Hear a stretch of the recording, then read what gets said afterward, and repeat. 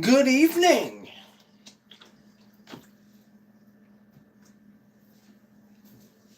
How's everybody doing? Hopefully everybody is doing well. As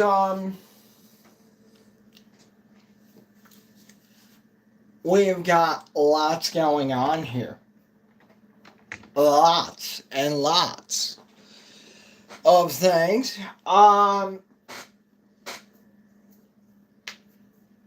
Back at it with another episode on the first gen farm today. And I do believe we have got a good one planned for you. Oh, yeah.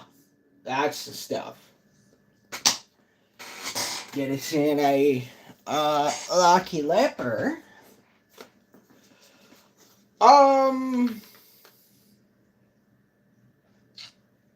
We got lots to do tonight. Lots and lots and lots and fun and things and stuff.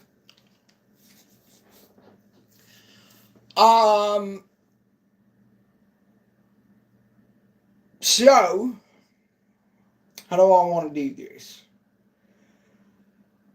I can tell you, I do plan on mentioning the Tigers, since, well, they need to be handled. We will go ahead and take care of that. As I said, we are back on the first gen farm today, so we are going to be taking care of that. And then in honor of OTAs, we got a lot of Lions talk. A lot of Lions talk. So, where is my one pride at? We have a list of top 10 players who make or break the 26th season. We do need to talk Terry and Arnold. We need to go ahead and mention the schedule. And then there was a particular post that I ended up coming across, and well, I had to tell myself, save it and bring it to here.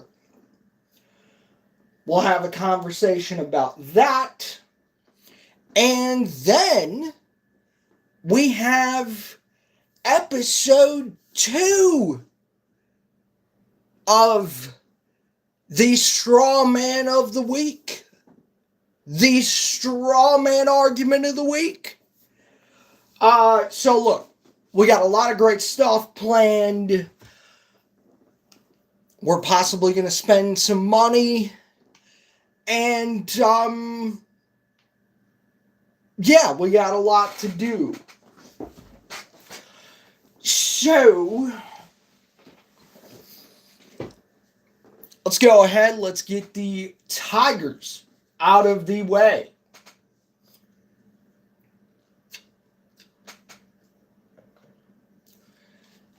Oh, the Tigers.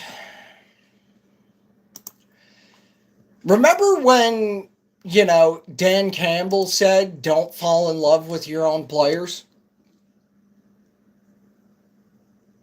Yeah, I remember that comment too. But hey, let's go ahead and post the video 5 times. Here's an idea. Instead of going at a radio host, how about you look at the data?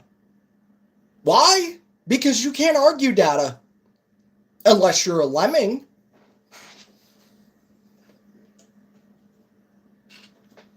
You are, in fact, 8-21 on the road. You are, in fact, 13 games under 500, and you are 11 games out of the division and 7 out of a wild card. Yeah, probably don't want to talk about that now, do we? How about we talk about the fact that you're 5th in the division?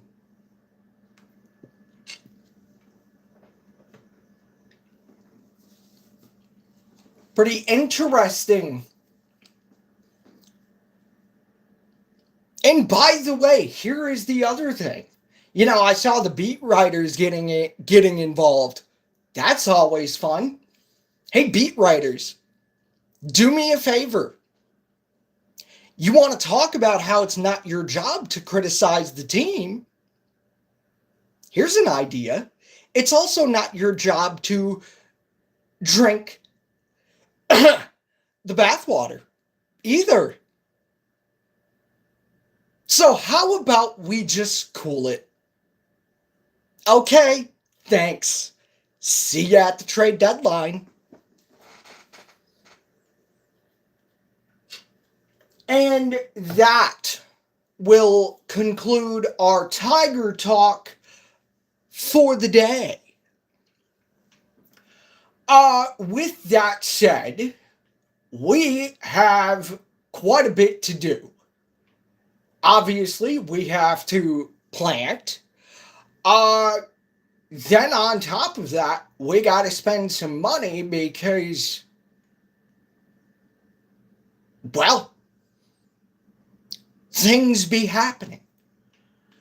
We did, however, spend some money on some seed, a pressure washer. We got some seed for spring. We also spent some money on a roller. And, of course, a seeder. Now, is it a good idea to plant grass? I have no idea. I guess we're going to find out. So I reckon we will go ahead and friggin' get into it. If you did miss last night's stream, I want to thank you guys again for doing all that you do. You guys are the real MVPs. And it is up on the channel if you want to go check it out. So, anybody know of Colton Pouncey, who is a writer for The Athletic? He has a list of the... Okay, wow. We need to slow that down. Sweet Jesus.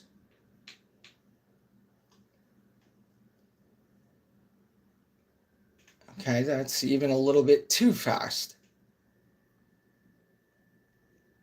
Alrighty then. I guess we're going to stick with 7. Yippee, this should be fun. Alright, so Colton Pouncey is a writer for The Athletic. And boy, oh boy, did he come up with a interesting list of the top 10 players who make or break the season. So first of all, before we get into the list and the graphics and the things and contracts and data and all of that, I need to hear from you. Who do you believe is on that list?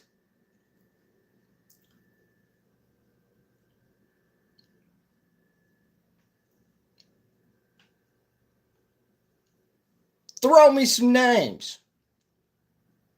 And then we will go through the list.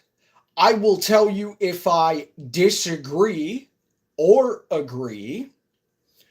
And I will give you reasons why. Now, let me define make or break. Breaking the season would be basically that heathen team. Yes, I called them heathens because they are. Not the Lions, the other team. My point to you is that over the last couple of seasons, we have dealt with a rash of injuries.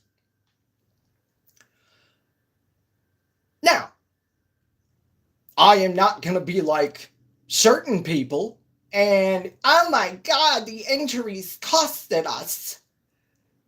No, we don't do that here. Very, very simply, do the injuries matter? Yes, they do. But I'm not going to blow them out of proportion like a certain other team. All right, Headland is done. And now we're up to 8. Alrighty then.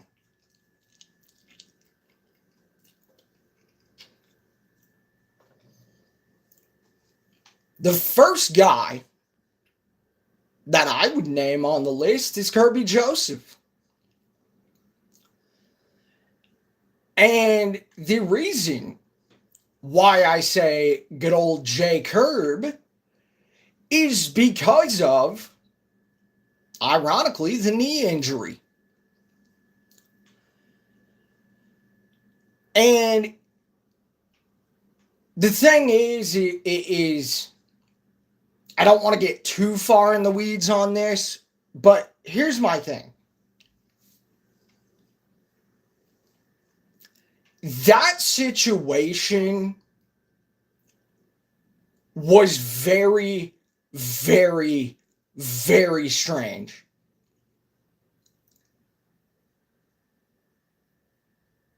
And if I am not mistaken,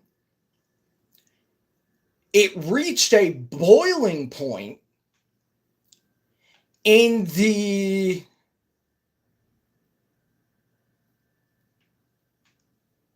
game against the Kansas City Chiefs. So I really thought that just that whole situation, from the reporting to all of it, was in fact strange. Now, if he comes back, I think that elevates your defense. The problem is going to be load managing that knee, because you are going to need Kirby Joseph if you, in fact, plan on getting into the playoffs.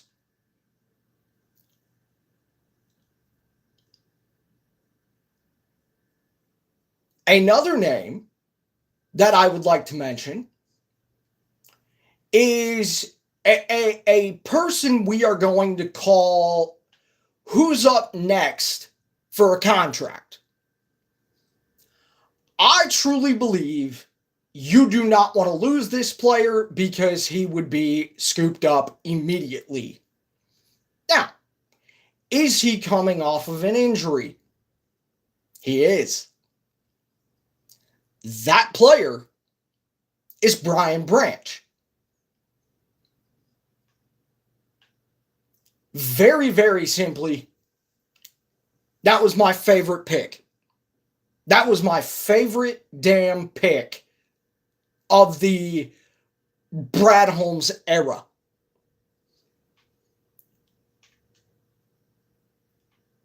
BB is a Swiss Army knife to your defense. He can play in the nickel, he can play safety, all of it. He can pass rush, he can do a lot of things. And to be quite honest with you, that is one player I am not willing to lose.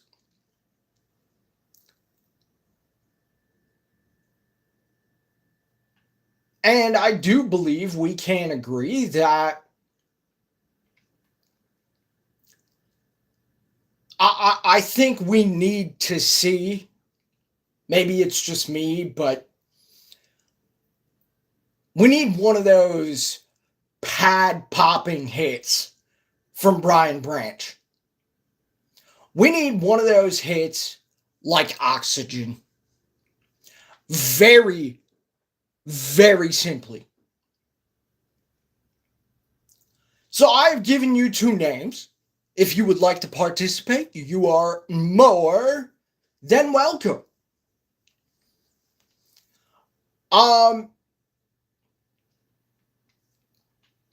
The third one on my list is a group as a whole. It is, in fact, what I believe will throttle you to a Super Bowl. And guess what? This grouping almost did. But almost is not good enough. That being your O-line.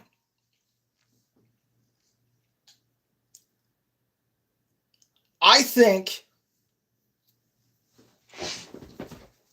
to me, it is about philosophy. O-lines and defensive lines win you games.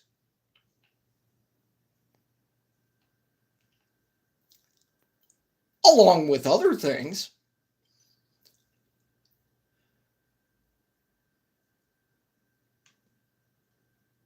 But the fact of the matter is that here is what I would say. This grouping almost got you to what you, the fan, rightfully deserve.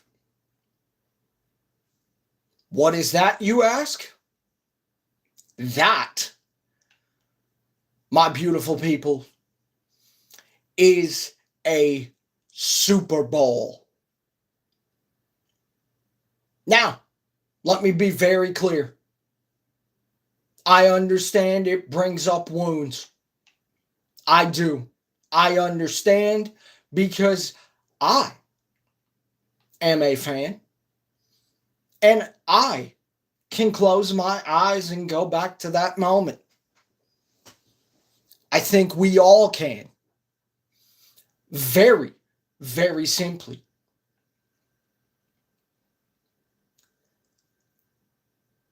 But I think it's your offensive line as a whole. I am very, very interested in a report on the offensive line because of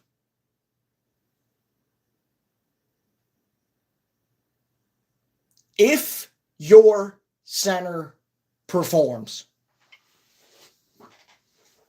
Your center in Cade Mays performs.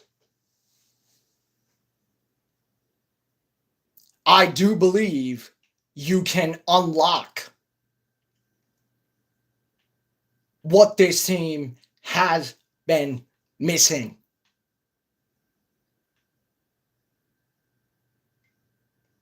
So we've got Kirby, we've got BB, and we have got your offensive line.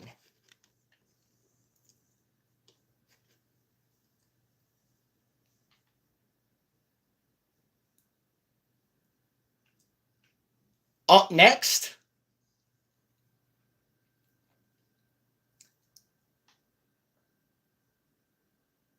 I am going to call this player an asset. Because no, I don't believe you are keeping everybody. No, I don't believe that you can pay everybody and will your way to a Super Bowl.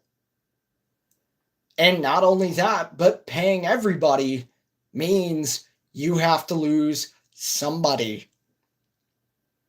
Guys, this is a salary cap league.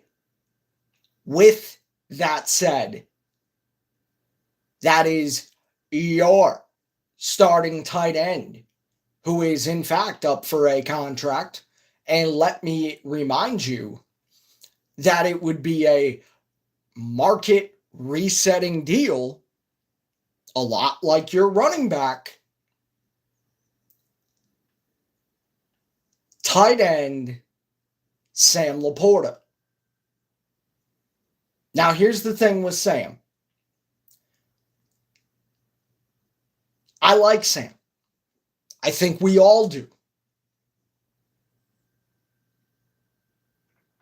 But I think we all know this is, in fact, a very violent sport. And a back injury is not something to play with.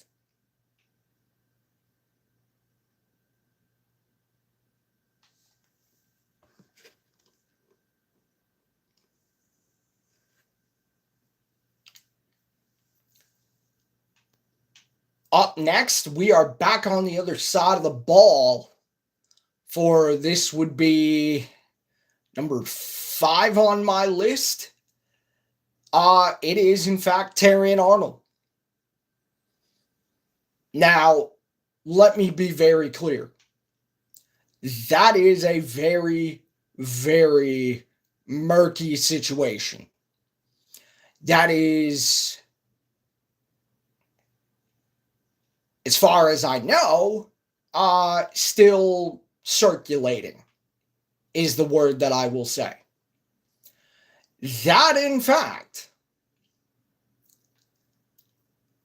I think Terrion did something, and we will talk about it, but I do believe Terrion has to perform. Otherwise, Terrion Arnold will not be a Lion.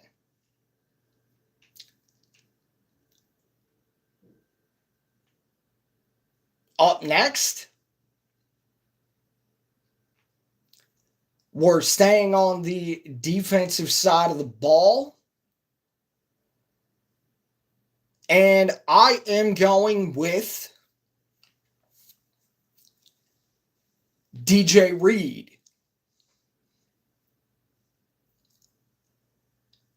DJ Reed stunk last year.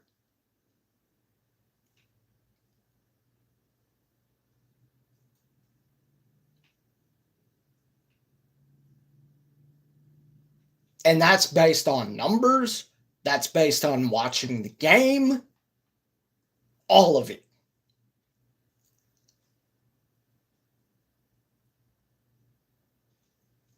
Now, here is the problem with DJ Reed. DJ Reed is, in fact, coming off of an injury.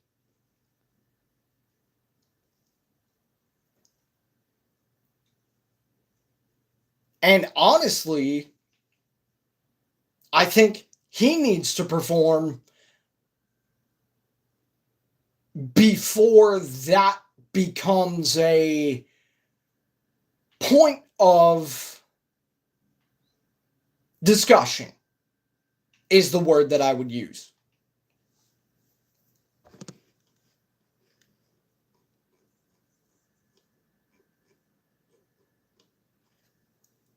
Up next, we head over to the offensive side of the ball. And there is one in particular that I am really looking forward to seeing what he does. That, in fact, I think, is the player who will unlock the O-line along with your center. That would be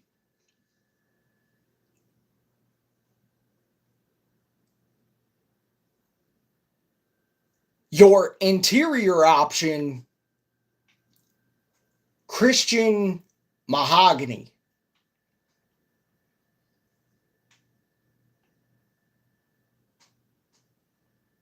Again, injured. But I do believe we all can agree that he showed promise as a rookie.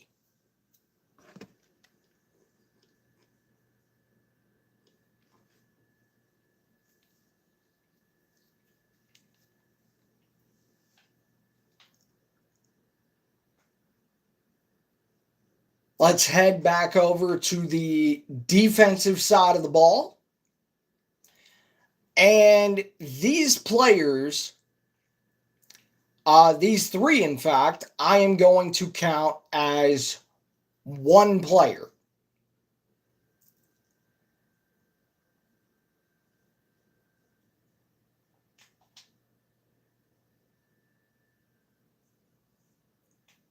That is going to be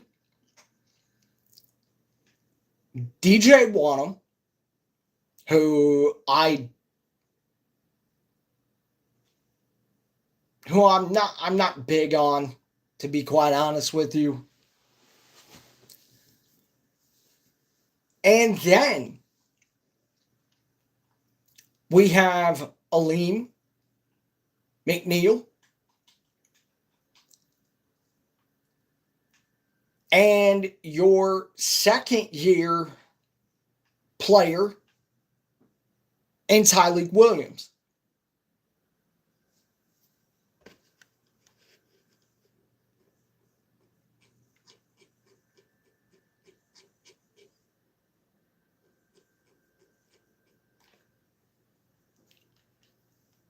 So there are a few names for you as what I believe, or who I believe should be on the list.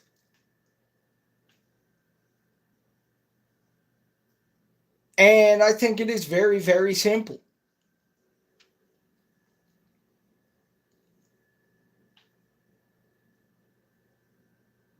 So now, let's talk about Colton Pouncey's article in The Athletic, which the link will be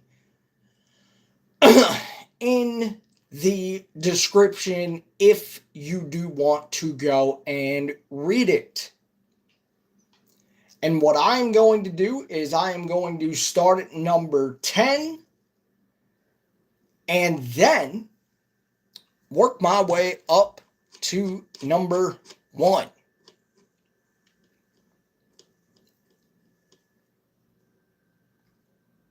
Number 10 on the list is, in fact, Alim McNeil and Tyleik Williams. Colton Pouncey writes, Aleem McNeil had the look of one of the best young defensive tackles in the game before a torn ACL that ended his 24 season early and delayed his 2025 season.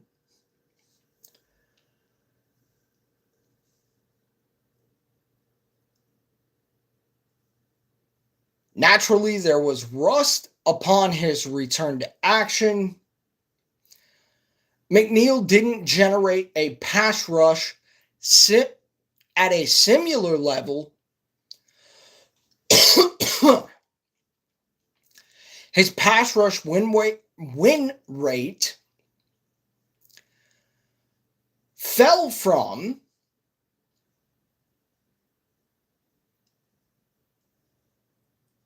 14.3% to 10.3%. The Lions asked him to play defensive end versus run-heavy teams, but even as a pure defensive tackle, he wasn't able to find consistent rhythm.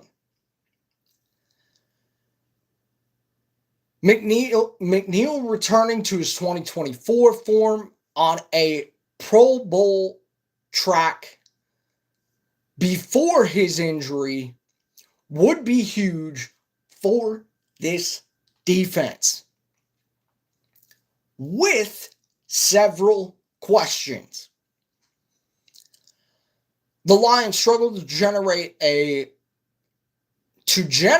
pressure from the interior last season, so McNeil will be needed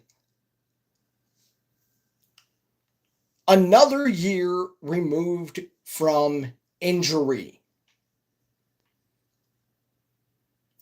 McNeil, I am going to say, will make the season.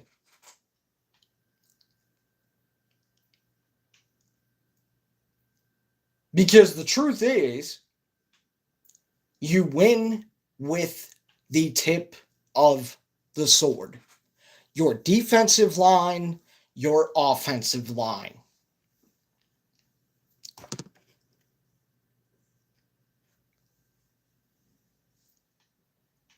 As for Tyleek, it's time to take the training wheels off. This will be the first season Williams and McNeil will be paired as starters, which I can absolutely agree with.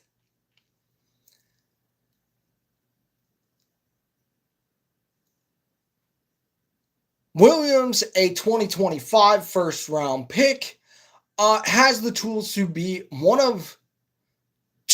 a good one in the NFL. He's massive but light on his feet. He's instinctive, he's smart, often reading the backfield for clues about the play pre-snap. While things move fast,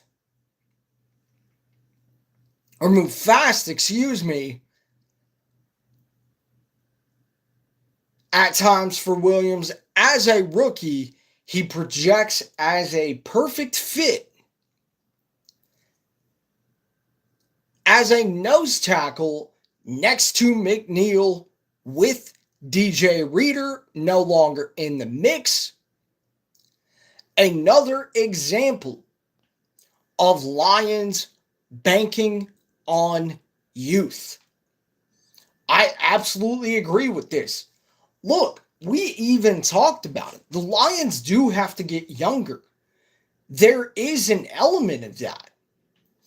Now, I am not one for grades and getting into draft classes and all of that. But let me say this. With Tyleek, he has to be unlocked just like any player. Period. Amen. End of story. With that said, when you start to put the pieces together,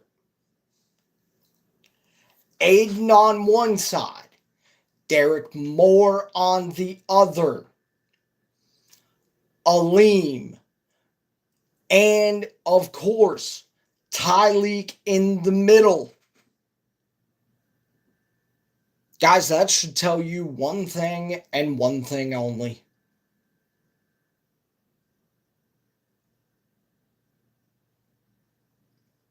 If Tyleek, who I am going to put in the make category based on he will have another year under his belt. This will be his sophomore season. If he performs, we are talking about pressure from the interior. And this has been something that I have screamed about for years. This team needs to generate pressure. If the pressure does come from one of the four guys I even named, and I would even throw Wanham into this category, you are following a philosophy of defense is going to win you games. And it's very, very simple to me. Look, in the NFL, you need both. This team prides itself, on playing good in all three phases. And I would even go as far as to say, look out for Tyleek. Tyleek can be a sleeper. The reason why I say that is because of the line. Quote, this will be the first season Tyleek and Aleem will be paired as starters.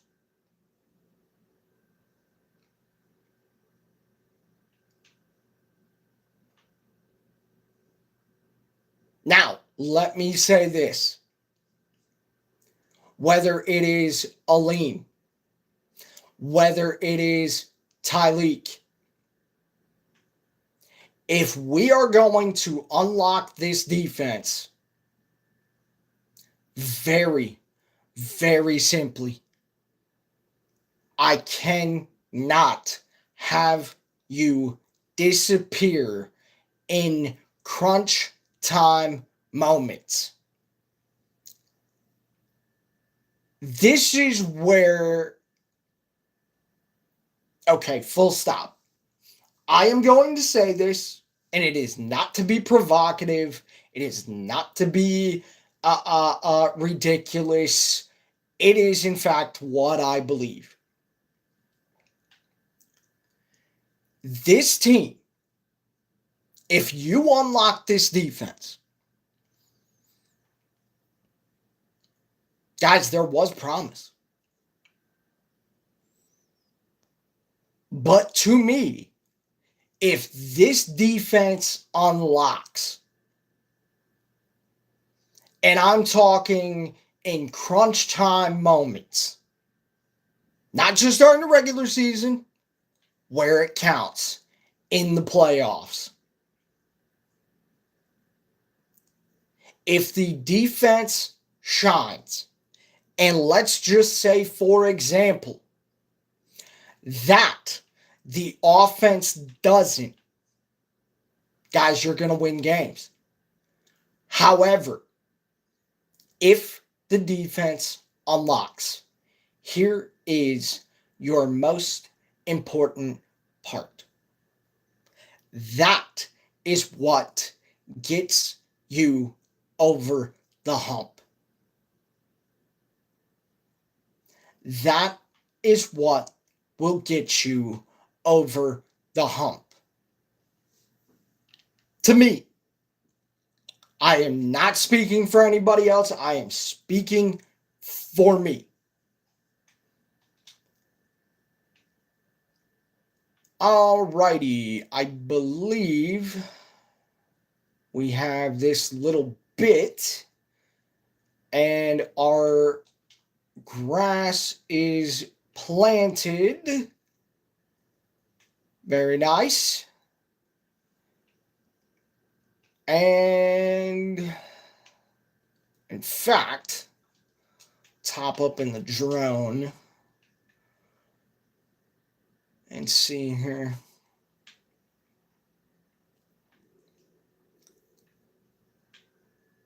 Looking good. Looking good. I like it. All right, so now we got to roll, and then we will get into pricing some things out. We'll work on the dozer a little bit, and then we shall go ahead and get going here.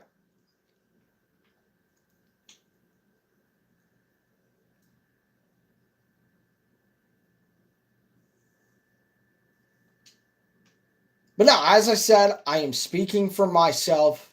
I truly believe in my heart of hearts that if you unlock this defense, this team can make it interesting.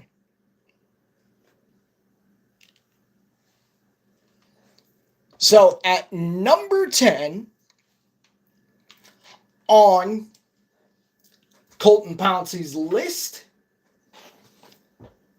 is in fact Aleem McNeil and Tyleek Williams. What say you?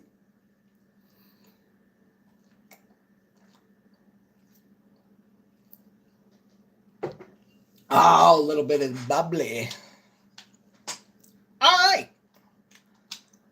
Let's get friggin' rolling here.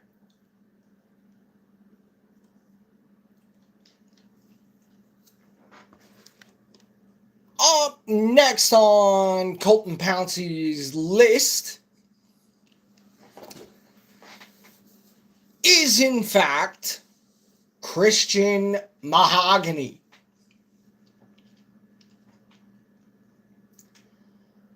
And to me, this is going to be important. Because last year we had the conversation and we talked about it, about how interior pressure was a very, very, very big concern. Need an example? Glad you asked. That would be the Christmas Day game against Pete Brosmer, and of course, game 2 against the Vikings when you had to take on JJ McSizzles. That, in fact, is 2 primary examples of that. Now, I know what the fans are going to say.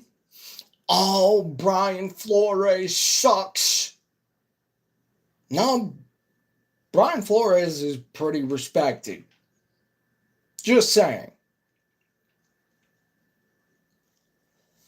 But it says, Mahogany showed promise as a rookie, performing well in a few spot starts at right guard late in the year. It set the expectation for his first year as a full-time starter at left guard in 2025.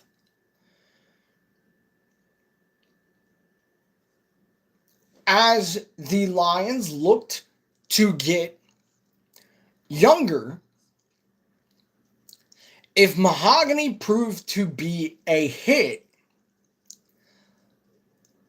the Lions would have a cheap interior option for at least the next 3 years. Instead, he finishes his second year graded as one of the worst pass blocking guards in the league when healthy, while missing 6 games with a fractured fibula.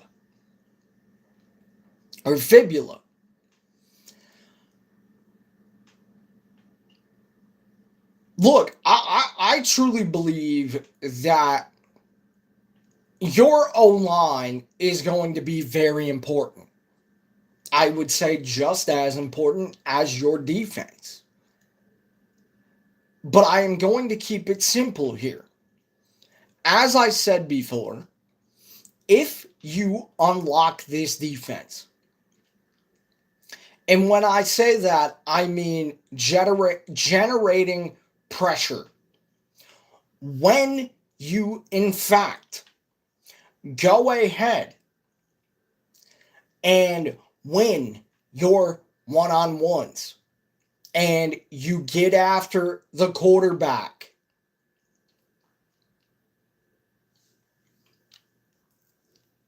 that, I believe, is what will get you over the hump. Now, with that said, I believe it is the same way with the O-line. We talked about interior pressure. Interior pressure is not Jared Goff's best friend. Hence, the 2 Viking games. Very, very simply, look, I do believe the Lions are trying to get younger. And I am fine with that. However, like any other team, you need talent. But the one thing that blocks me, in a sense, is in fact this idea of pay everybody, we love our guys, and all the narratives, talking points, and the rest.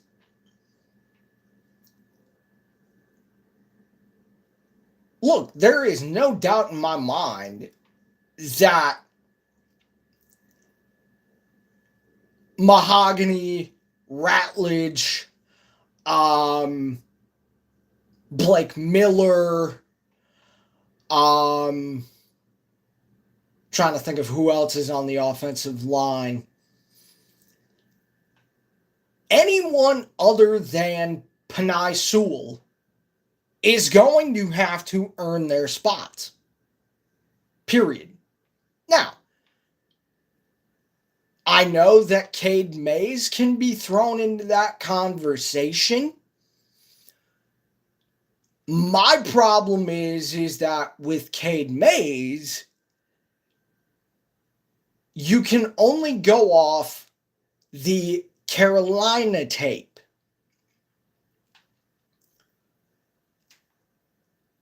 If that is the case, let me ask you this question. Do you or do you not believe that it gets you back if Cade Mays performs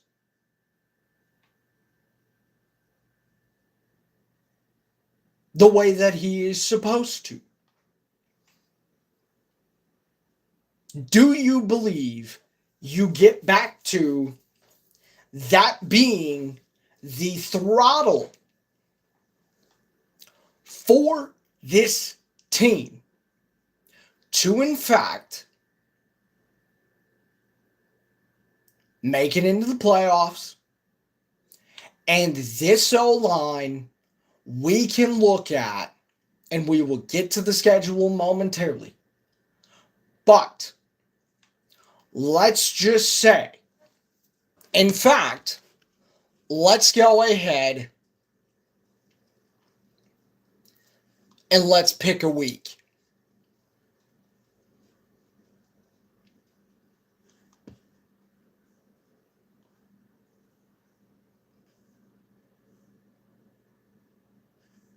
If I can find it. There we go. Okay.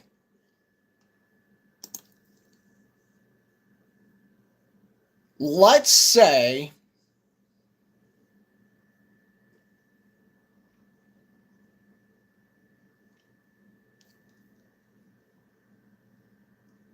Thanksgiving when you take on the Bears. I believe that what week would that be? I believe that would be week. Let me look. One moment. Apologize. Oh, friggin' stuff here.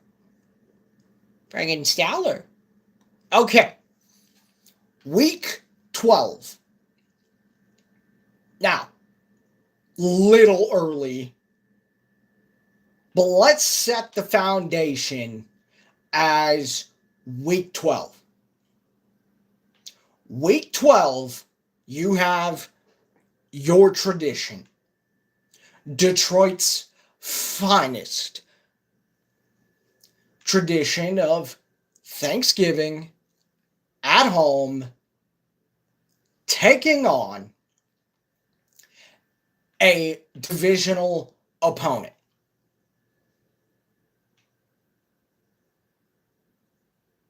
Let's just say that is the bar.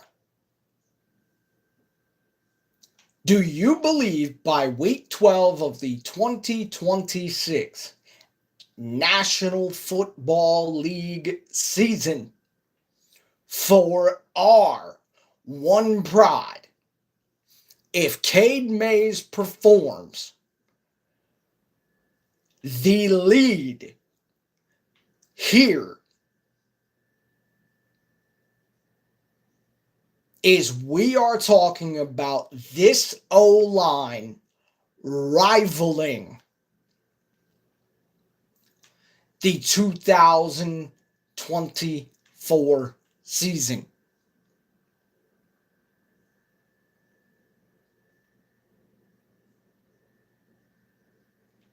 I don't need grand gestures. I don't need any of that. All I need is an opinion. Say it with your chest.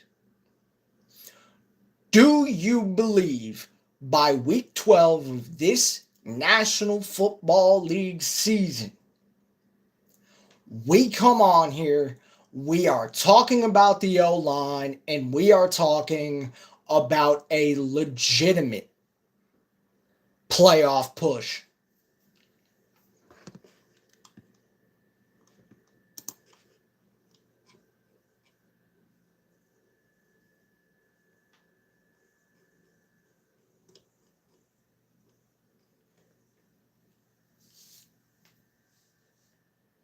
That is the question I ask you, because for me it is not just Christian Mahogany, it is the O-line outside of Penei Sewell.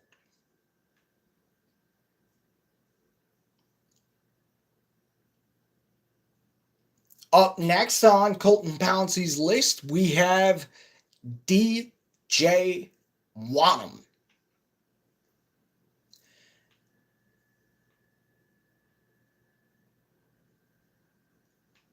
DJ Wonnum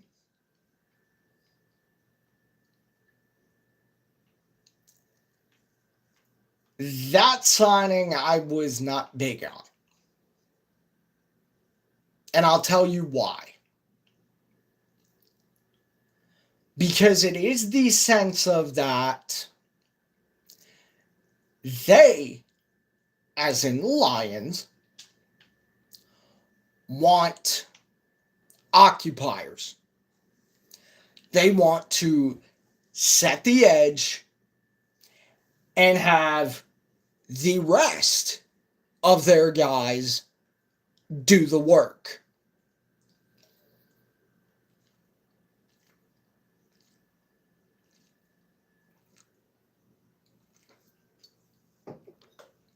Meaning Aiden, meaning Derek Moore.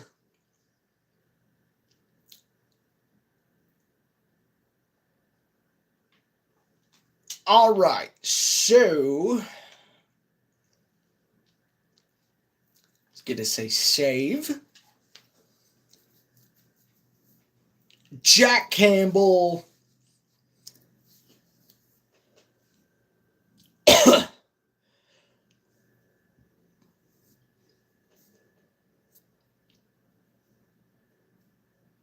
BB, Aleem, Tyleek, and so on. Colton Pouncey writes, the last time DJ Wanham played with an elite edge like Aiden Hutchinson was with the Vikings alongside Danielle Hunter. He recorded 20 sacks in 3 seasons and proved capable of dropping into coverage, defending the run and being a versatile piece on defense. That success didn't carry over to Carolina. But as he settles into more of a secondary pass rush role in Detroit, he should have plenty of opportunities to funnel his way, courtesy of Aiden. Folks inside the building are high on Wanham and believe he'll be able to contain in the pocket, set an edge, and stay healthy. If he can do that, it's not unreasonable to think he can hit a 8 to 10 sack season. Rookie Derek Moore's timeline might factor into those totals, but the Hutchinson effect is real, as we saw with Almondine Mohammed. With that said, look, is he going to be effective? Can DJ Wanham be effective? Absolutely.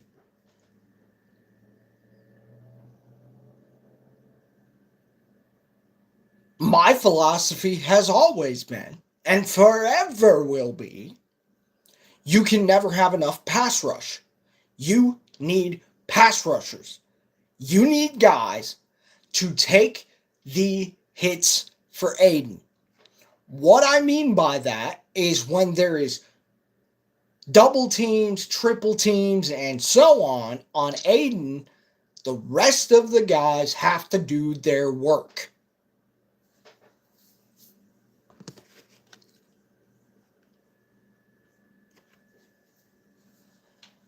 Alrighty.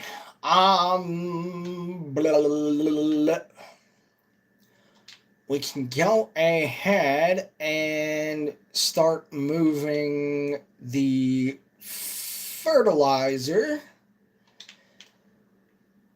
into the shop.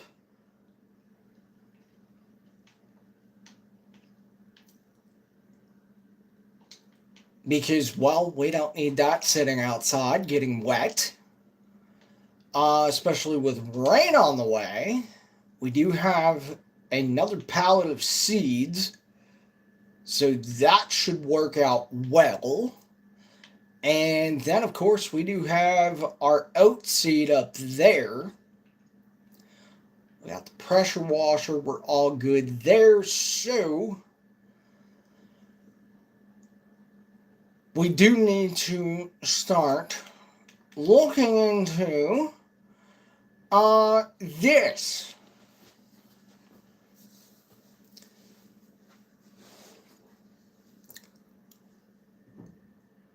And the problem is that I don't think we can plant anything. We could do another grass field. Don't want to do that. Yeah, it's looking like we are going to have to wait. So if we are going to do anything, let's look into if we were going to do soybeans would have to wait. We would have to wait until July to sell them. What about corn? Corn we could sell in January.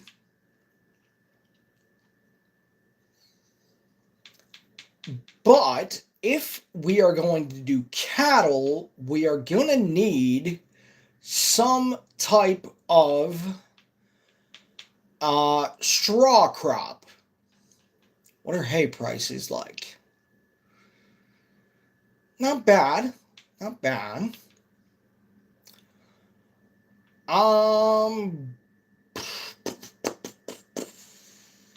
Okay, apparently I skipped it. Interesting. Where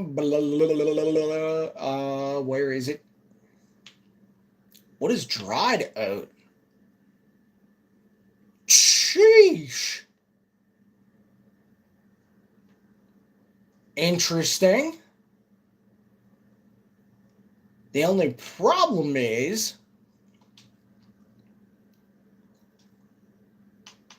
I don't know that we have a dryer that does that.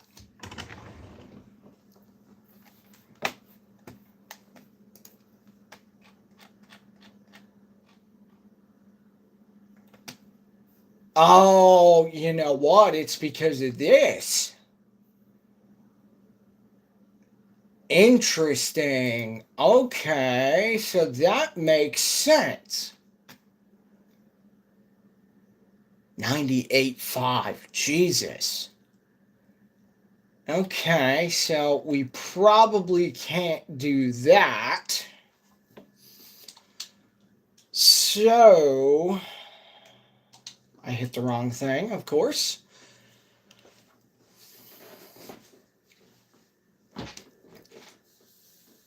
Yeah, we're going to probably have to look into some oat. Because that is the seed that we got, which is up in this shop.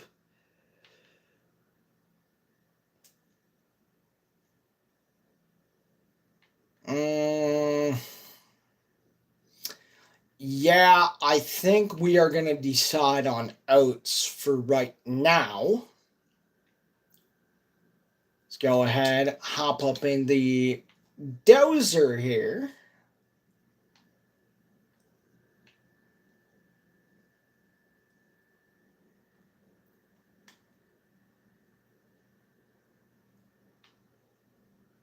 And let's go ahead and let's activate it. And we will let that run for a moment.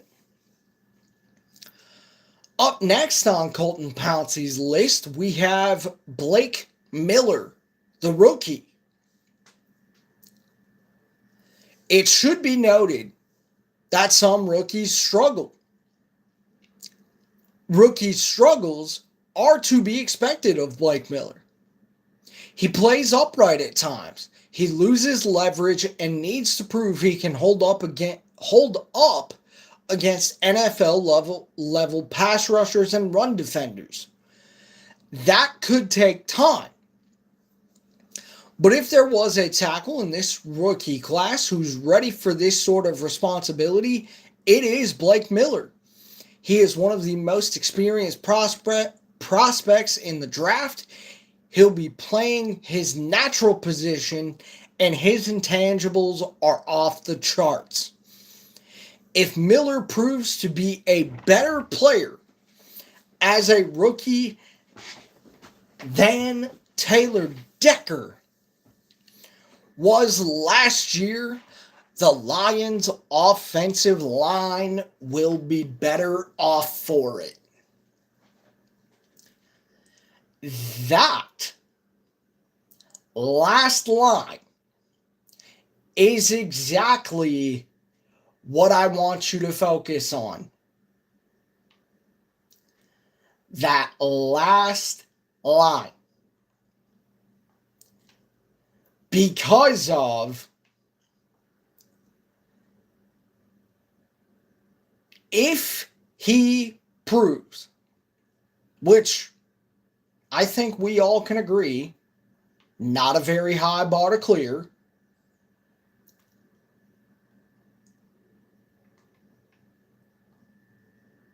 then yes, I do absolutely believe the organization will be better off for it.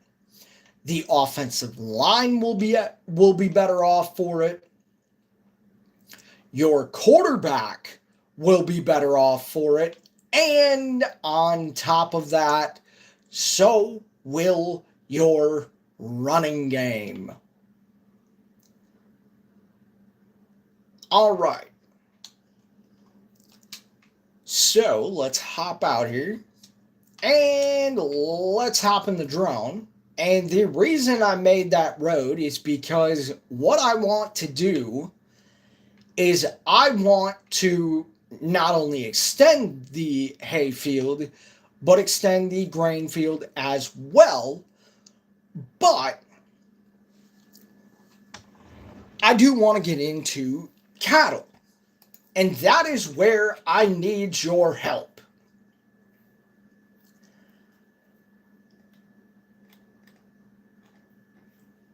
Do we go with a bed pack style? Do we go with a stable type of style? Do we go with a tie stall?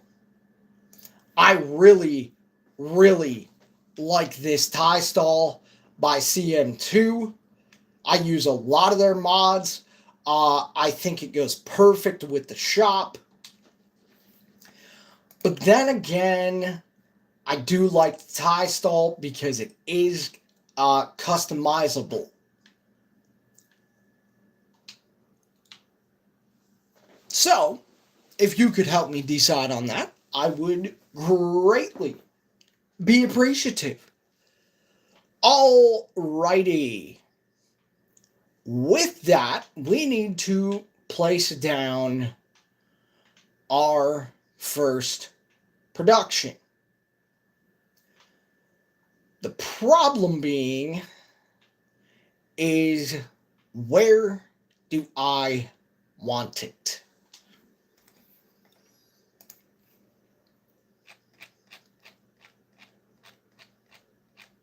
I would like to use the sawmill. I think for right now, I think we could place it here. Or we could place it right by the shop. And I think that is what I am going to do. So that way it is closer to the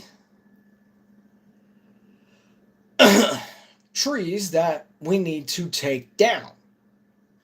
So let's go into the menu, and we have planks, we have long planks, we have wood beams, and wood chips. Now, eventually, when we do get to build our shed, our other shop, we are going to need a cement factory. And with this, we can utilize the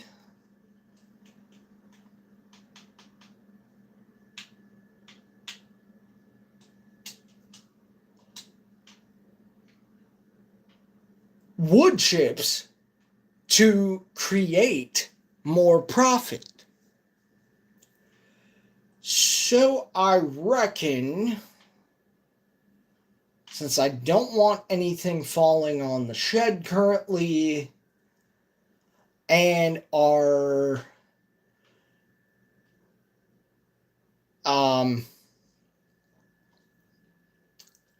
grass will not be ready until April,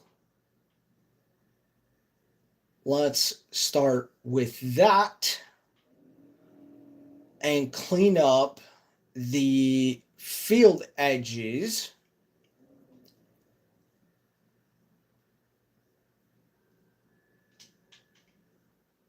And go from there.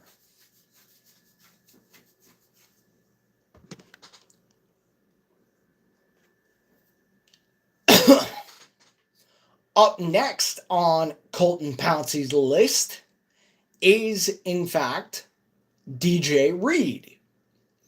The obvious name is Terrion Arnold, a 2024 first round pick who hasn't put it all together yet.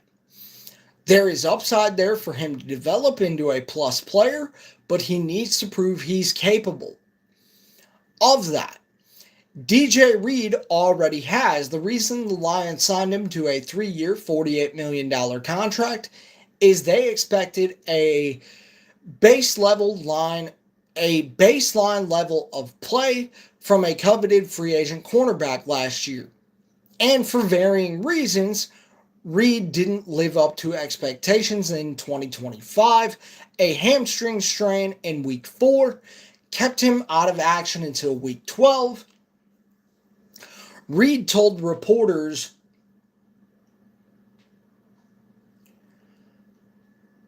he thought he tore it off the bone.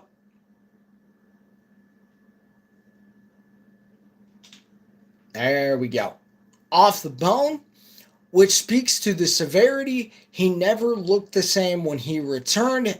However, with a full offseason under his belt, Reed offering high-level CB play, as he did in New York, alleviates a lot of concerns at the position and takes some pressure off of Arnold to perform.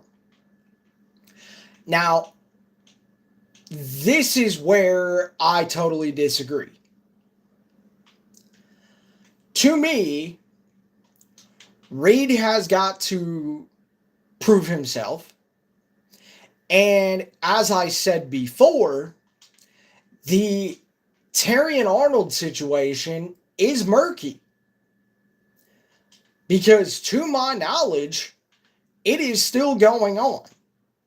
And there has not been a specific ruling or anything of that sort. So, with that said, I would disagree with it is going to take some position or take some pressure off of Arnold. To me, based on all of the variables, if Terrion Arnold does not perform due to this murky situation, then I truly, truly believe that he will not be a Detroit Lion next season.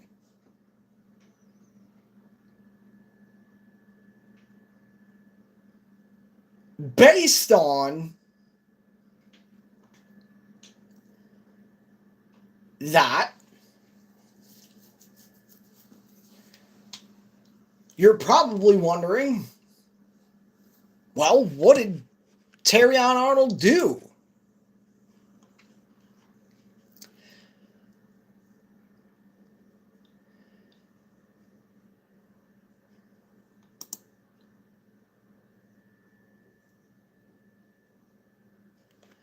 During the NFL offseason in January and February,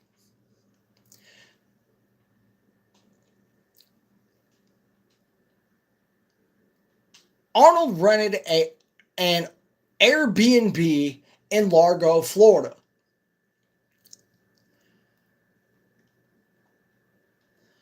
The rental property was robbed twice, with thieves making off with $100,000 in cash.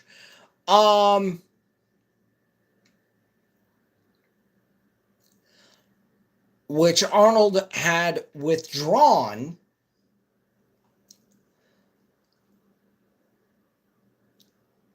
to gamble at a local casino, high-end designer bags, guns, and a $80,000 necklace.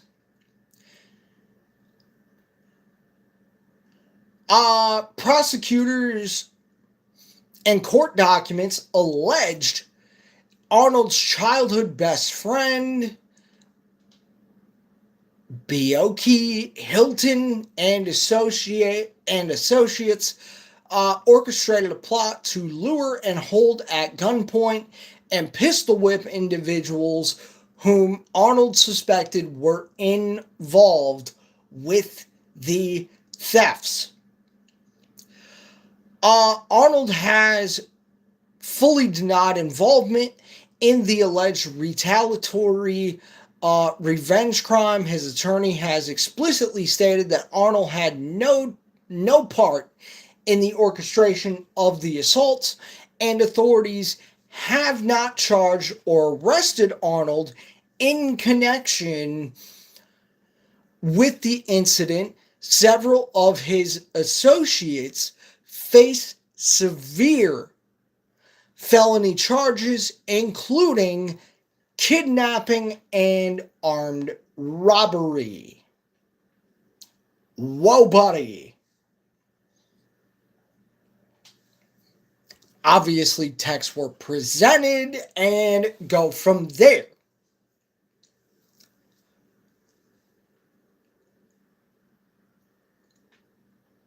So that is the Arnold situation. And that is where we get into Terrion. Terrion Arnold.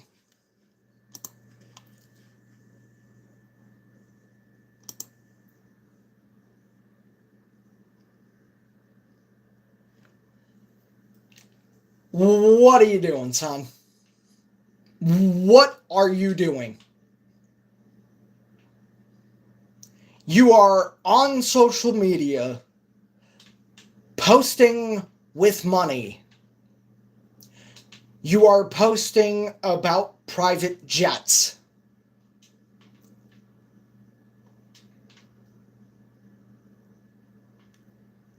Just all of it. You ain't about that life, son. You are not. You make $3 million a season.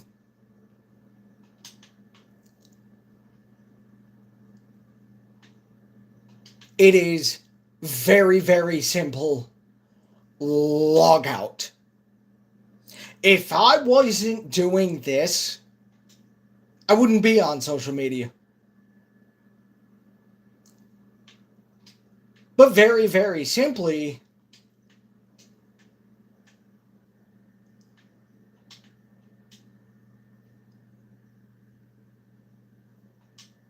it is a wild story with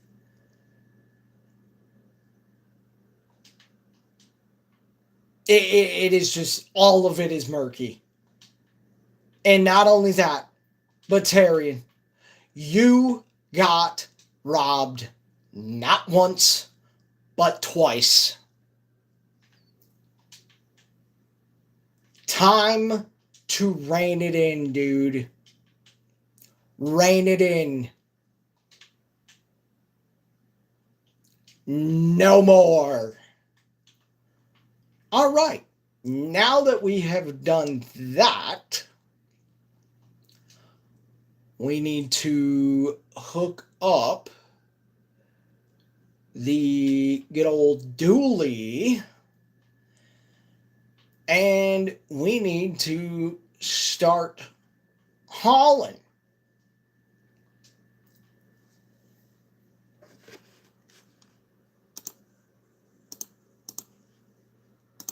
And with that, we get into the straw man argument of the week. It is going to be a staple on this channel because whenever I hear nonsense, I am going to talk about it, especially regarding this team. That is, quote,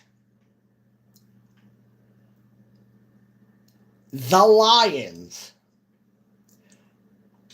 don't do nonsense anymore, close quote.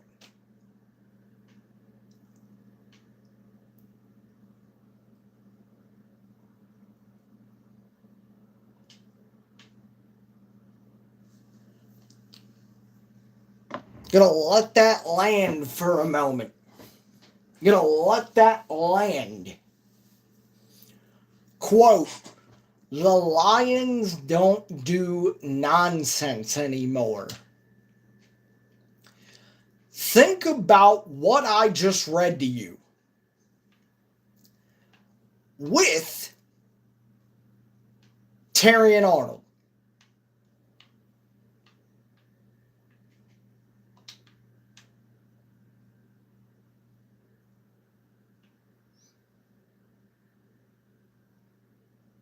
Look, let me be very clear.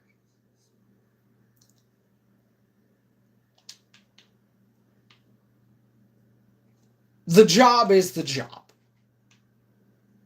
That's all there is to it. The job is the job.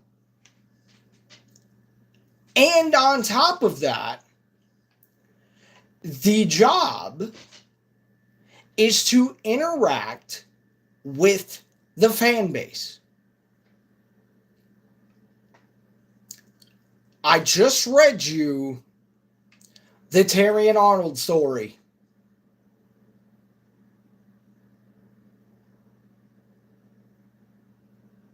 When you say that, and you do not explain why,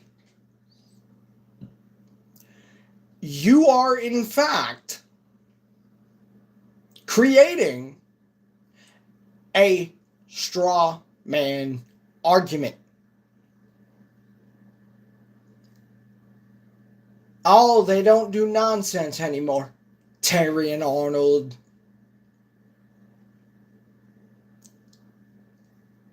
All of it.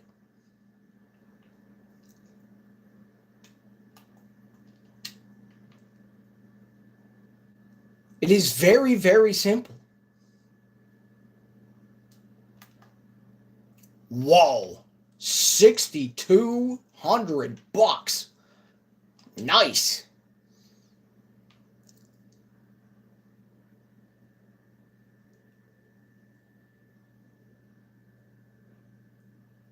Look, obviously the team has to cooperate. Obviously.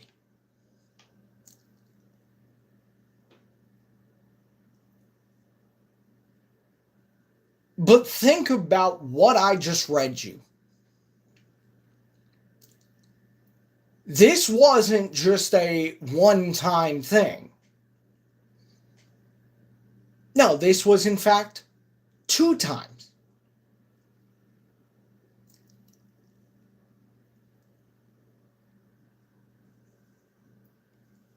The texts are out.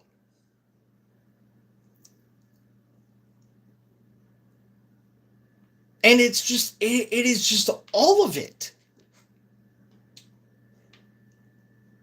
tell me that you are just be honest and tell your callers that you are dishonest.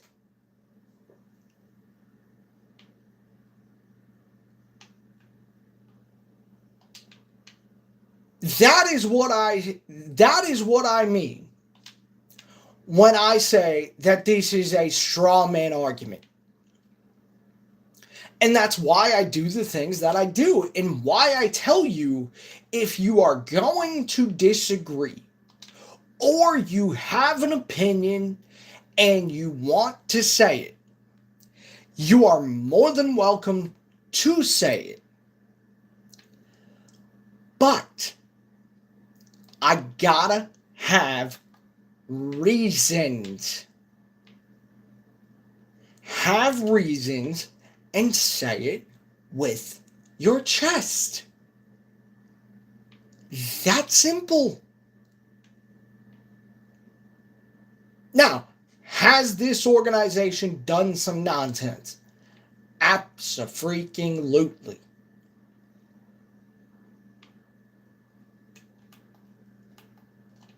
But with this particular story, there is things that have to happen. Okay, or we're just going to pick up the trailer. That's always fun.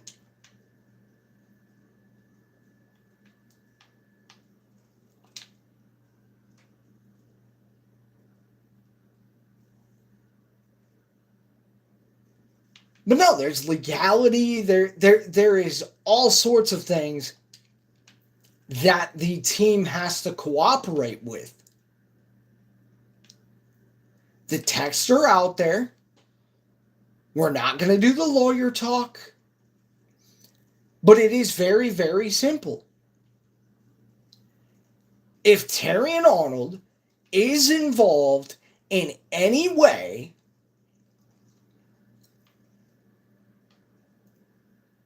then expect the unexpected. Expect for the uncomfortable.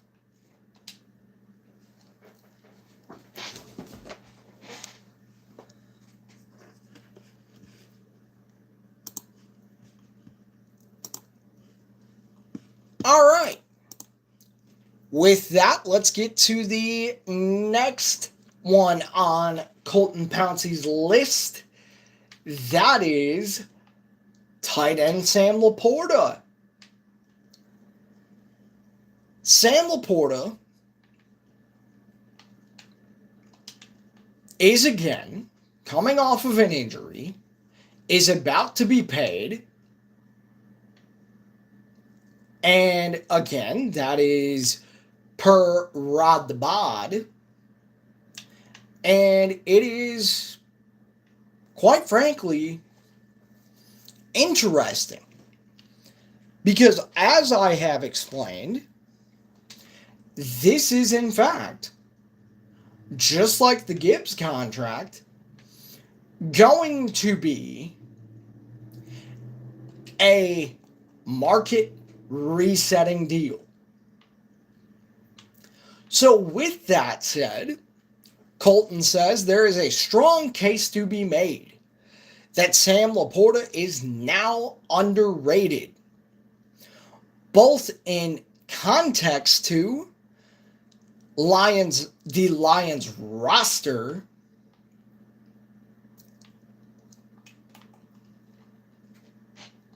and the tight end position at large.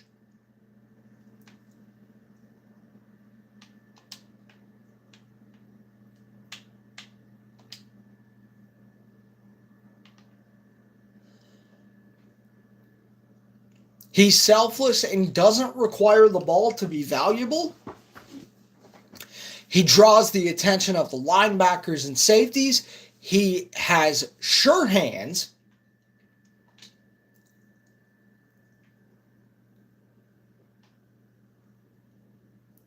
And can contort his body to make contested catches. He can do damage after the catch and generate missed tackles, and his blocking has steadily improved. And that is all true.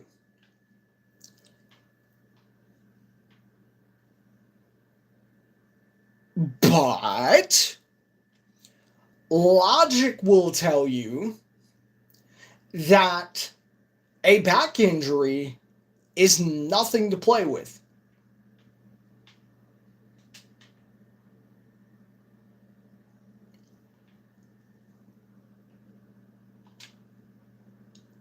And on top of that,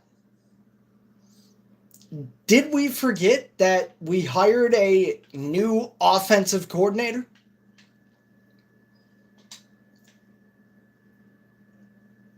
Because it's interesting when we talk about the Lions and we talk about certain things, that point never seems to come up.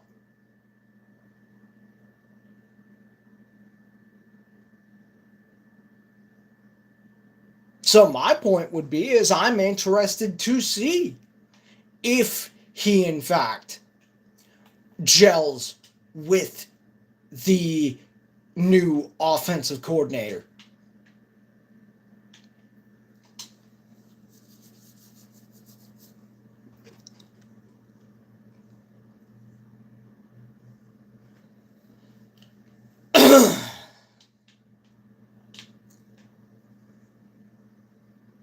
Up next on the list is, in fact, Cade Mays.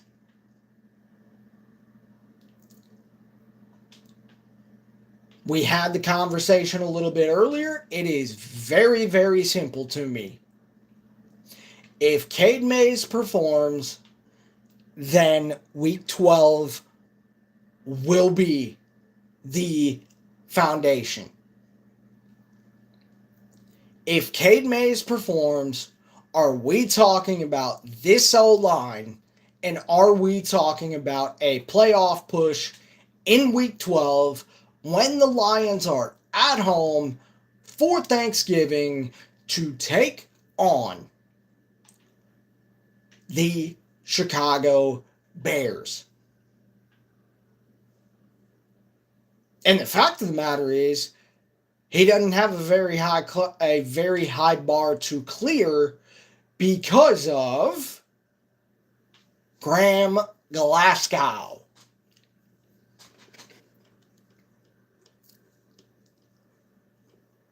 And then finally, the top two on Colton Pouncey's list is, in fact, Kirby Joseph and Brian Branch.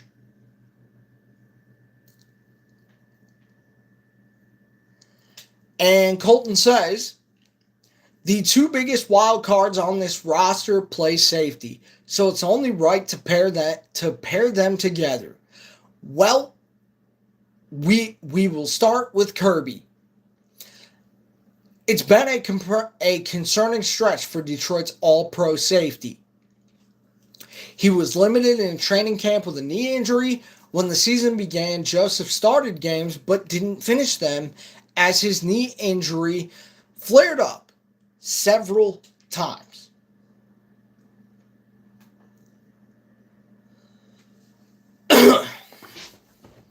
Things reached a boiling point after the Chiefs game. The Lions rested Joseph, hoping to avoid an IR stint, but several setbacks ended his season. This offseason, there hasn't been much confidence expressed about Joseph's situation by Detroit's leadership. Whether Joseph is dealing with cartilage or degenerative issues or just needs rest, the Lions are hoping he can still be his ball-hawking self.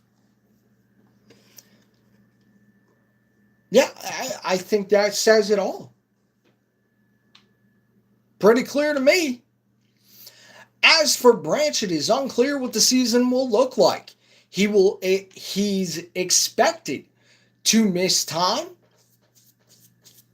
perhaps the first month or two of the season, while he recovers from a torn Achilles.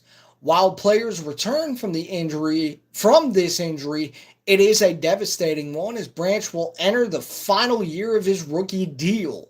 He might not look like his old self until the 2027 season. For a defense that needs its safeties to perform at a high level, the question regarding Joseph and Branch are valid ones until proven otherwise. Yeah, that speaks for itself.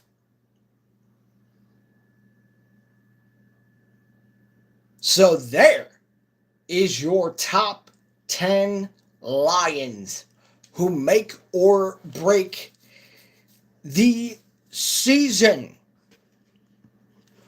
With that,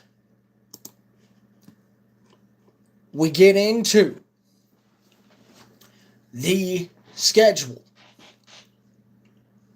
So do me a favor, look at your calendar.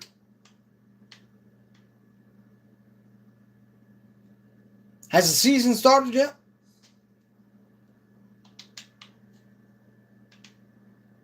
Or are we just getting into OTAs? Yeah, that's what I thought.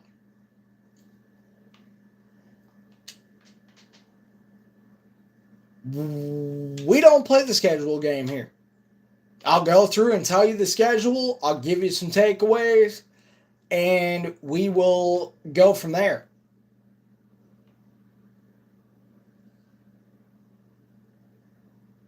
But yeah, we don't do the schedule game like a lot of other people do and talk about 14-3 and 17-0 and 16-1 and no, we don't do that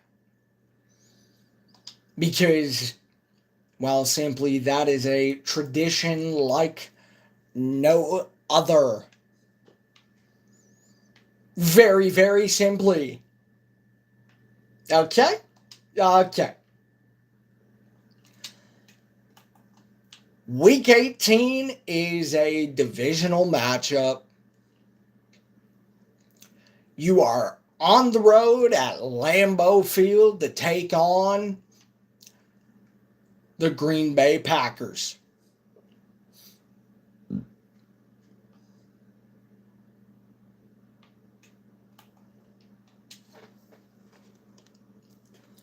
Week 17, you are on the road.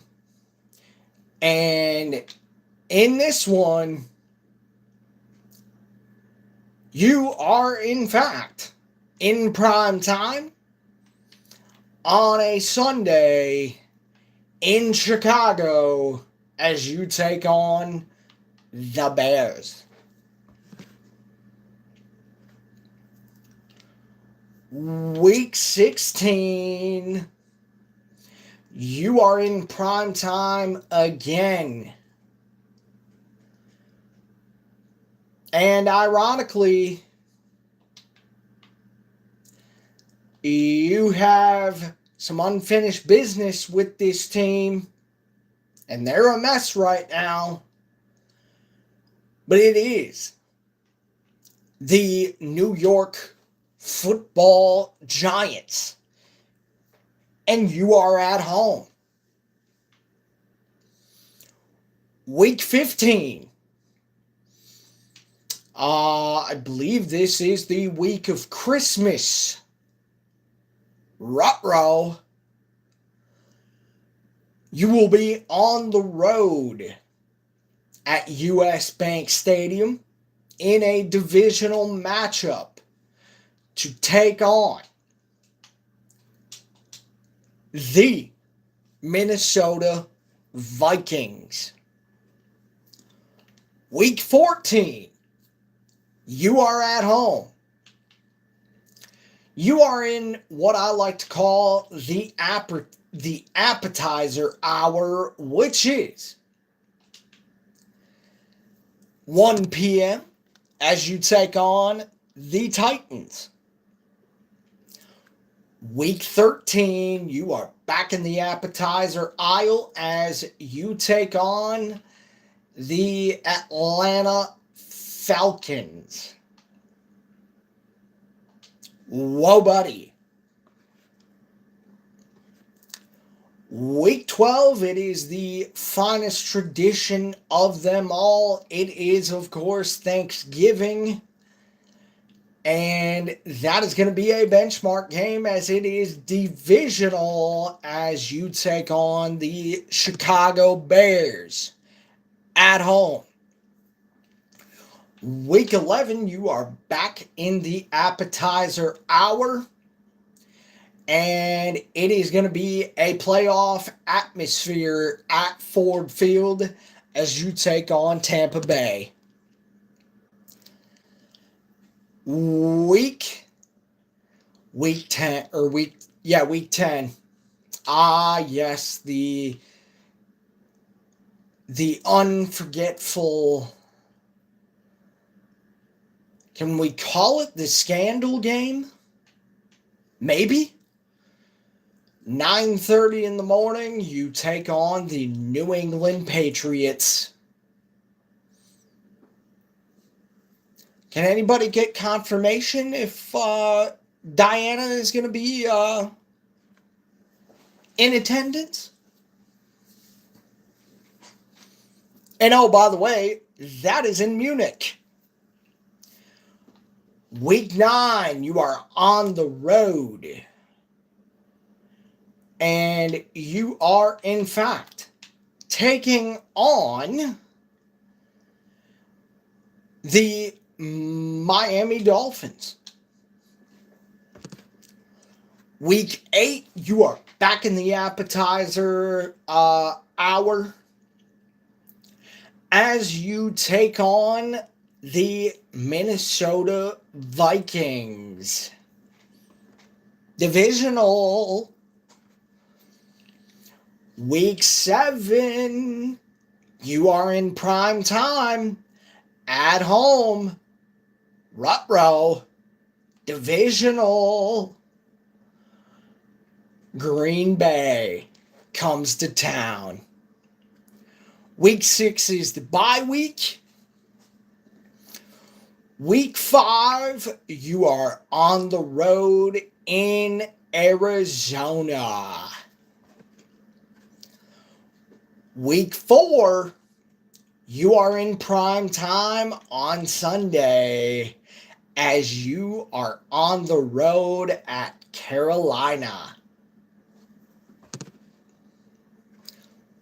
Week 3, you are at home, and it is going to be an interesting game because, well, the loser-ass Jets are in town. Week 2, I'm going to call it a must-win. And rarely would I say that. But due to the circumstances, you're on a streaming service. Buffalo is opening up their new stadium. And you are the game that kicks off the weekend. You are on the road at Highmark Stadium, taking on the Buffalo Bills, and then you open up at home in week 1, taking on the Saints.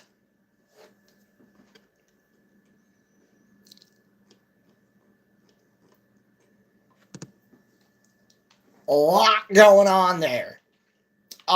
So, first takeaway. Bye week is a little early. I think we all can agree on that.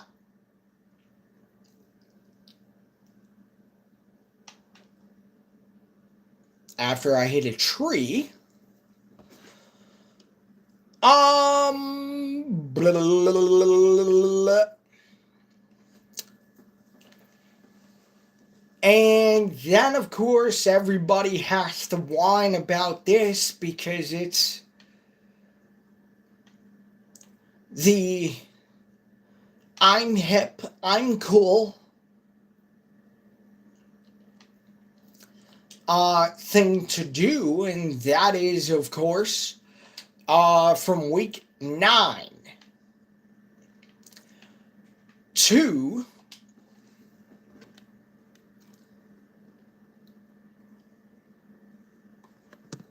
week 12.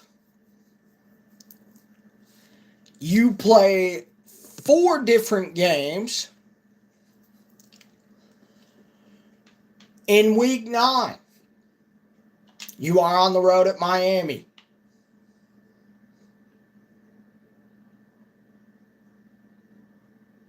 Miami is a mess. That is about the only game that I will allow. And rarely do I do this. But we do appreciate you listening. It is, of course, the easy schedule.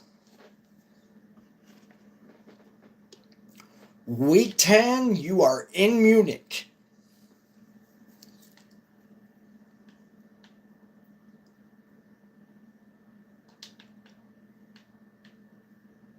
So, you start on the road.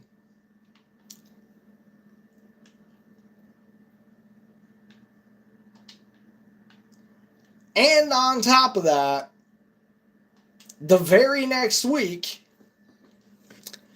you go overseas.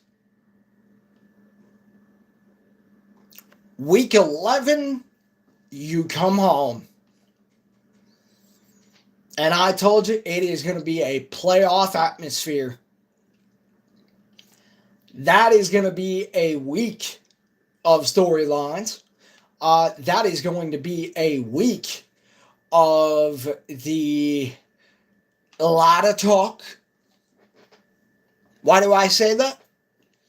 Because you are coming home from Munich to take on Tampa Bay. And then, of course, it is the tradition of Thanksgiving in week 12. Back-to-back appetizer hours of 1 p.m. And it is a divisional game. And it is the Chicago Bears and your nemesis, Ben Johnson.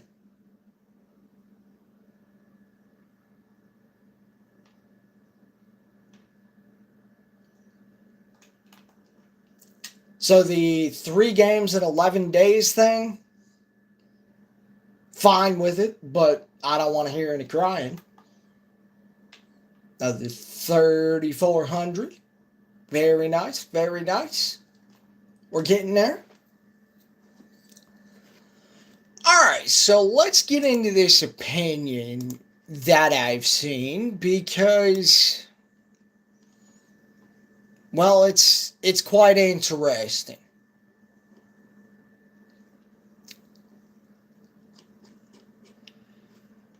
That would be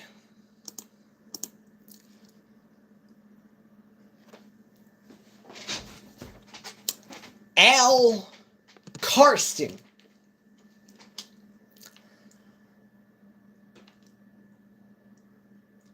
Mind you, he is a Lions writer.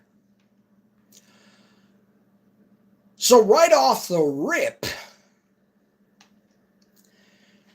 there is an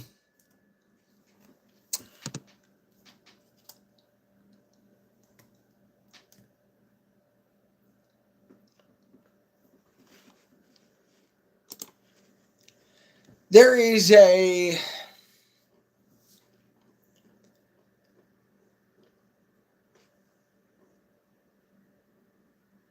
specific agenda, I will say.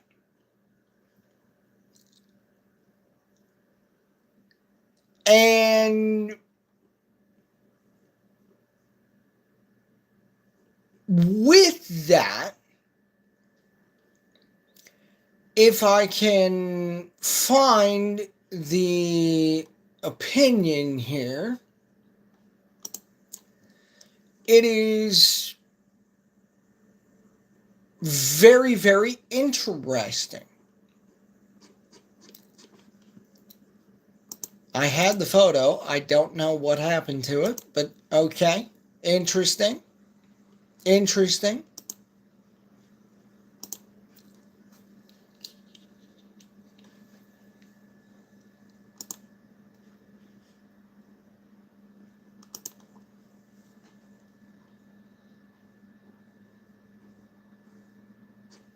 Okay.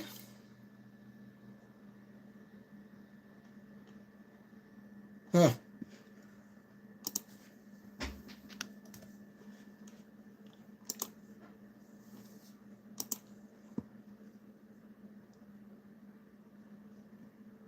Okay then. Thank you for that. Interesting. Well, anyway, he talked about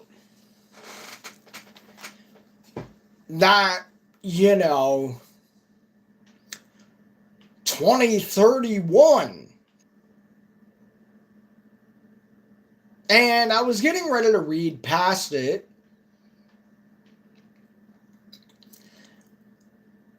And then I read the rest. And as I read the rest of this opinion, I started laughing my ass off. Because he first of all, there is so many problems with this opinion. Because of the fact of, first of all, you start out with a comp to the Philadelphia Eagles. So, right off the rip, I am already laughing my balls off.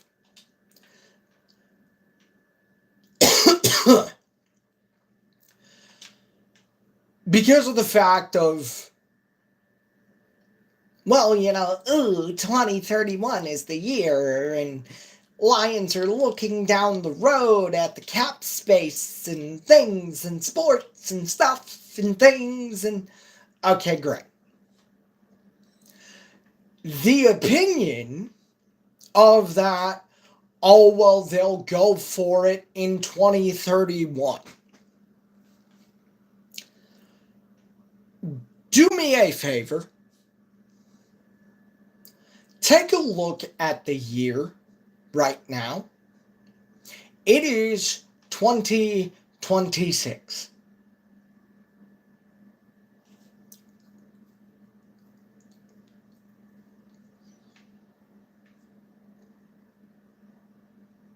So this guy, who is a Lions writer, is feeding you the gruel that, the Lions are just like the Eagles.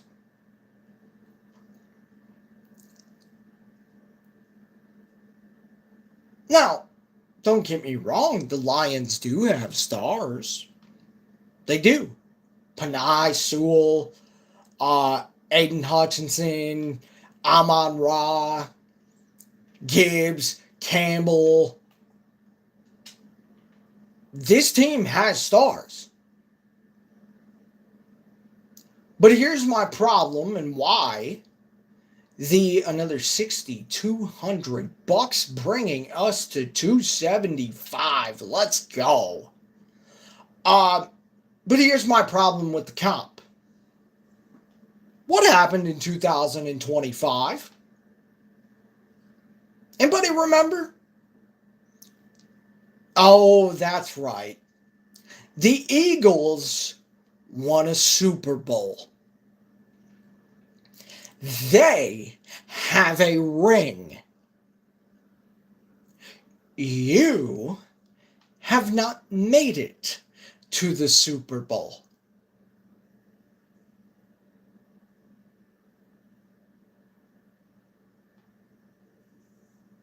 Now, the comp between Howie Roseman and Brad Iglesias Holmes. Do I like Brad Holmes? You betcha. But the fact of the matter is that a lot like Howie Roseman, he has had some misses. And on top of that, Howie Roseman has had some misses. But let's be very, very clear.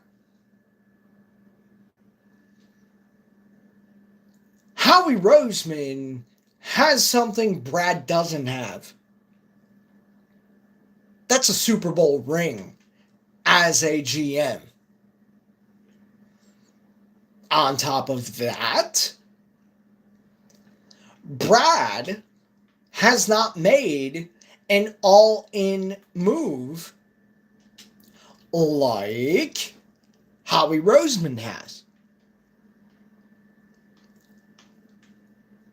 Howie Roseman has tried.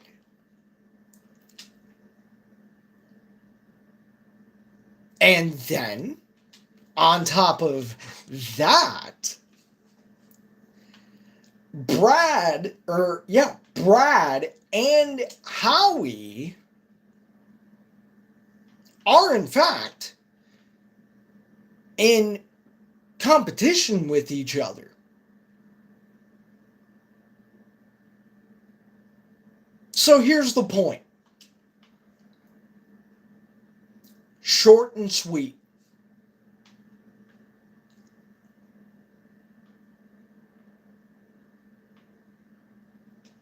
You've got the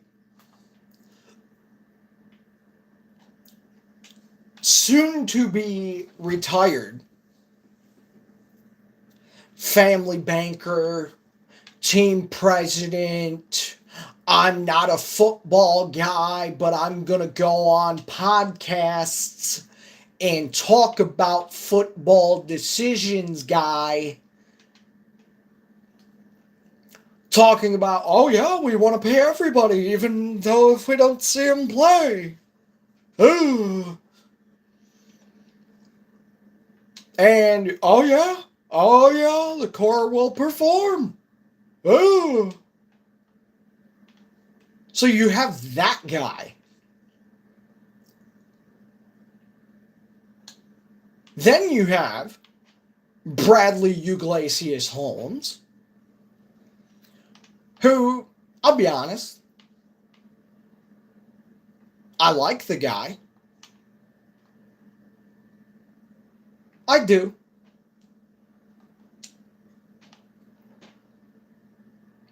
But he needs to make that move at the trade deadline or in the offseason like a Howie Roseman would. And then there's this comment. And it is gonna sting. And I want you to sit with it. Before you get mad, before you start calling me names and coming at me and all the other stuff that fans do,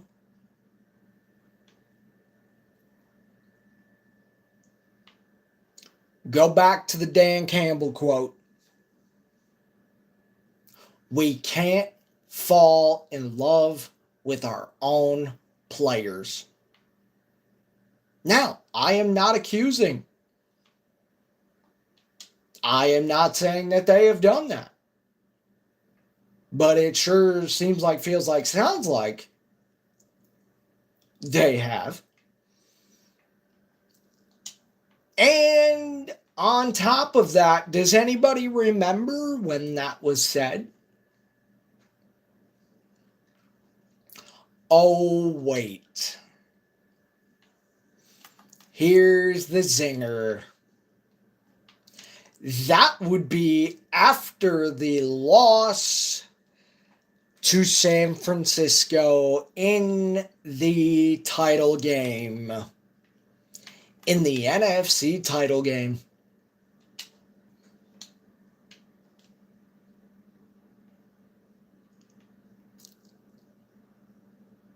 So this idea that cap tables and so on and so forth is so worrisome for this franchise.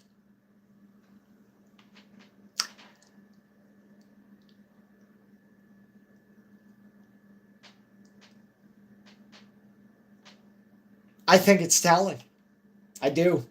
I think it is absolutely telling. And on top of that, what's even better is the fact of that.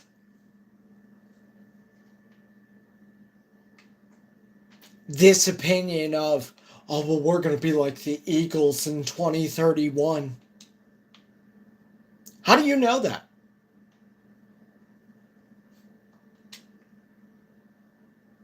How do you know that we will be so good in 2031?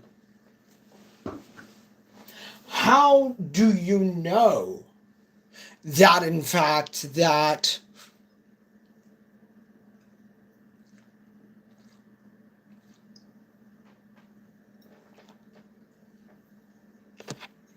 in 2031 that the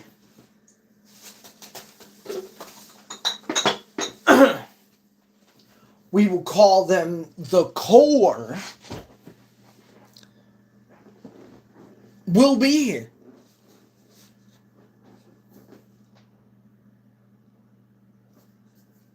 I mean, I'm just asking questions.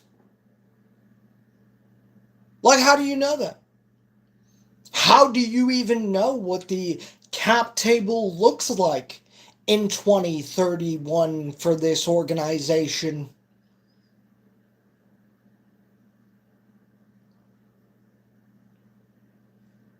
And then I love the way it ended. A shot at the fans who said, yeah, the window is closed. Because remember when Brad said that windows are non-existent? In fact, I can go ahead and pull up the comment for you because we like to be factual around here.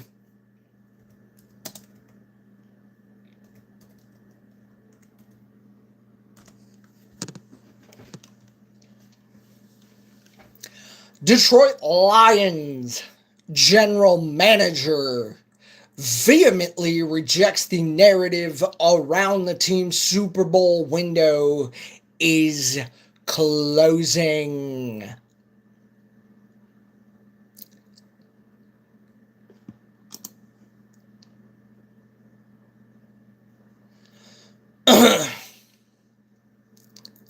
Holmes' rebuttal was on the Rich Eisen show, stating the organization's philosophy to avoid windows altogether. He believes long-term sustainable competitiveness is the goal. Well, that comment's mighty interesting regarding this opinion about 2031.